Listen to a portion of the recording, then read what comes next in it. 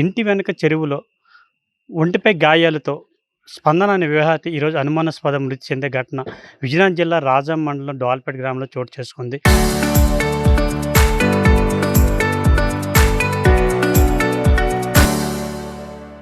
మునిపెన్నడూ లేని ఇటువంటి ఘటన చోటు చేసుకోవడంతో ఒక్కసారిగా అవాక్కయ్యే పరిస్థితి, ఒక్కసారిగా గగ్గురుపొడిచి ఈ సంఘటన చోటు చేసుకోవడంతో డోల్పేట గ్రామస్తులందరూ భయాందోళనకైతే గురయ్యే పరిస్థితి. ఈ విషయం తెలిసిన వెంటనే రాజం సంబంధించి పోలీసులు ఈ ఘటనా స్థలం చేరుకొని దర్యాప్తు చేసే పరిస్థితి కనిపించింది. మనతో పాటు రాజం ఇన్ఛార్జ్ సిఐ శ్రీనివాసరావు ఉన్నారు. ఒకసారి మాట్లాడే ప్రయత్నం చేద్దాం. సార్ చెప్పండి, అసలు మీకు ఎటువంటి సమాచారం వచ్చింది? దీని మీద ఎటువంటి దర్యాప్తు చేపట్టారు? ముందుగా మాకు ఫోన్ కాల్ వచ్చింది. డిసీజ్డ్ తాలూకా భర్త సతీష్, ముంజేటి సతీష్ అన్న అతను చేశారు. మా ఇంట్లో దొంగతనం అయినట్టున్నదండి, ఒకసారి వచ్చి మీరు చూడండి అని అంటే ఇమీడియట్‌గా టీమ్‌ని ముందు పంపించాము. మళ్ళీ ఫాలోడ్ బై వెంటనే ఈళ్ళు తెలియపరచగానే మా టీమ్ సార్ ఇది ఇక్కడ అని అన్నాను కదా! అనగానే మేము మా టీము ఎస్ఐ, మా టీమ్ అందరూ కూడా నేను వెంటనే ఇమీడియట్‌గా వచ్చాము. వచ్చి సీన్‌లో చూడగా ఇక్కడ బాడీ ఉన్నది. బాడీ మీద చూస్తే గాయాలవి ఉన్నాయి. ఎవరో అవి దేనితోనో కొట్టినట్టు ఉన్నది. మెడ మీద అది ఉన్నాయి. అవి చూసాము. క్లూస్ కూడా సేకరించాము, మిగతా అన్నీ కూడాను. నెక్స్ట్ అక్కడ బంగారం పోయిందని అతను తెలియపరిచాడు. అది 5-7 తులాస్ వరకు ఉంటుంది.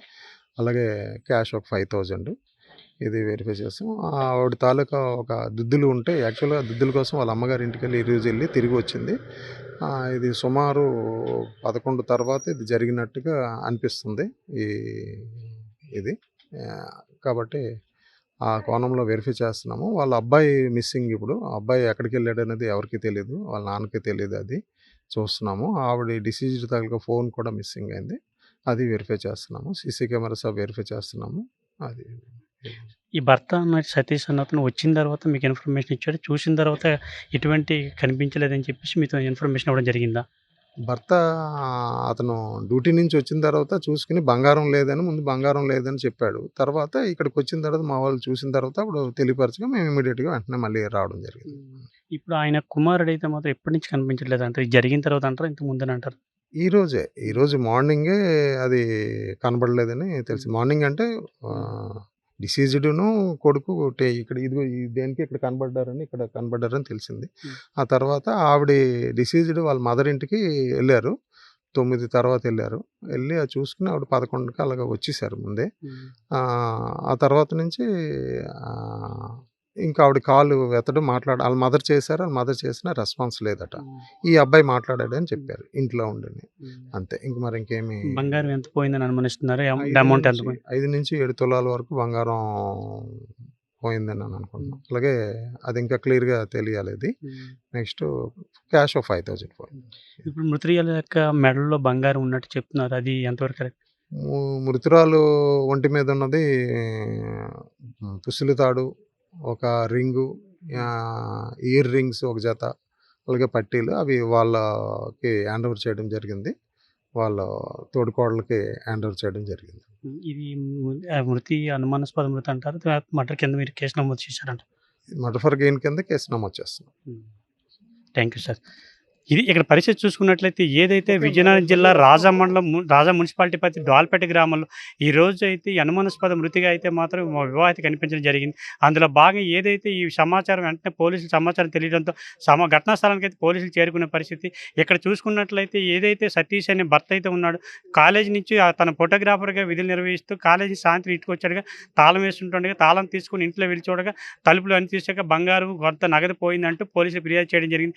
వెంటనే అక్కడ వెనక్కి ఏదైతే ఇంటి వెనక్కి చెరువు అయితే ఉందో ఆ చెరువులో భారీ అయినటువంటి స్పందన ఈరోజు అనుమానాస్పదంగా మృతి చెందడం అక్కడ కనిపించడంతో వెంటనే పోలీసులు సమాచారం ఇచ్చారు. పోలీసులు అయితే మాత్రం సంఘటన స్థలం చేరుకొని ఇదైతే ముమ్మాటికి అయితే మాత్రం చెప్పేసి అయితే మాత్రం పోలీసు కేసు నమోదు చేసే పరిస్థితి. అంతేకాకుండా చీరుపల్లి డివిజన్ నుంచి విజయనగరం డివిజన్ జిల్లా నుంచి అయితే మాత్రం ఈరోజు క్లోజ్ టీం రావడం జరిగింది. విచారణ చేపట్టడం మొదలుపెట్టింది.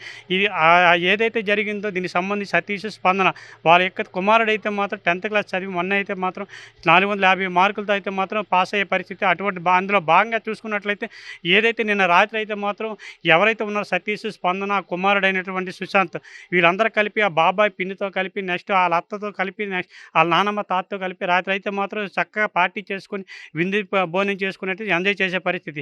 మరుసటి రోజు చూసేసరికైతే మాత్రం ఇటువంటి ఘటన చోటు చేసుకోవడంతో కుటుంబ సభ్యుల రోదనను నెక్స్ట్ గ్రామస్తుల్లో కూడా చూసుకున్నట్టయితే ఒక్కసారి ఉలిక్కిపాటుకు గురయ్యే పరిస్థితి. ఇటువంటి ఘటనలు ఎప్పుడు చోటు చేసుకోలేదు. అటువంటి ఘటనలైతే ఇక్కడ చేసుకోవడంతో డోలపేట గ్రామస్తులందరితో అయితే మాత్రం ఉలికిపాటుకు గురయ్యే పరిస్థితి కనిపించింది.